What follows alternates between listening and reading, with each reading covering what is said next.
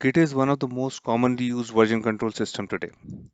It is used for wide variety of things, but we will talk only about how we use Git for software change management. We will learn how to do version control using Git, how to set up an online repository in GitHub, how to synchronize your code with your computer on to online repository.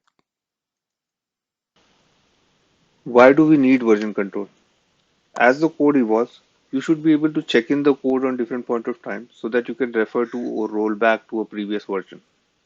To install Git, first we need to go to Git HCM website. Download Git. So Git SCM download. We click over here and here we are. So you can click on this and it will download the Git SCM software. And let's say you already have Git, then you can use this git clone command to update the Git. Once you have successfully installed, you can go to command prompt and you can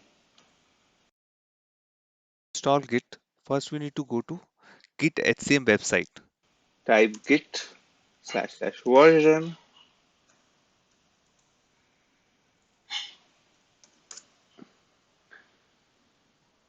and it will tell you what version it is installed in Git. Now for configure, now you have to configure the Git. So you will have to provide your email ID and username. So for that we have to type the command git config global user dot name and code you can give any name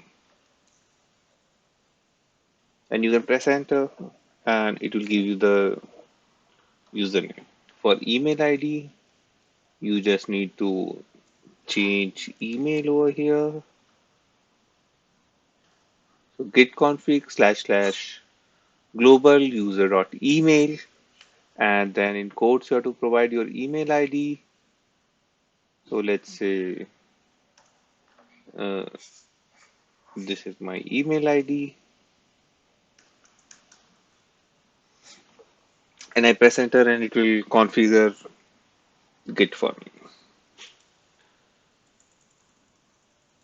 And to see what I have configured, I can use this command git config list and it will give you all the configuration.